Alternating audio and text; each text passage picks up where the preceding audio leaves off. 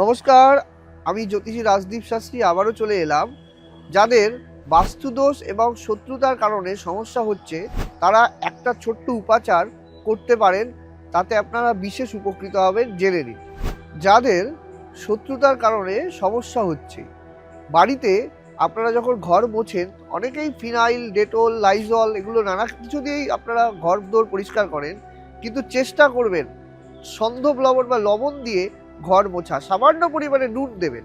আরেকটা কাজ করবেন, যে বাড়ির উত্তর পূর্ব করে একটা পাথরের বাটিতে সেখানে ভর্তি লবণ দেবেন, সন্ধব লবণ দেবেন, 9টা শুকনো লঙ্কা দেবেন, একটু কর্পূর দেবেন, একটু ধুনো দেবেন, আর একটা দারুচিনি বা এলাচের পাতা দেবেন, দারুচিনির পাতা দেবেন বিশেষ করে, দিয়ে রেখে দেবেন এবং প্রতি শনিবার করে সেটি জলে ফেলে দিলেন। এটা 1 মাস করে দেখুন, দেখবেন বাস্তুতে কিন্তু নেগেটিভ এনার্জি কিন্তু আপনার অনেকটাই প্রশমিত হবে।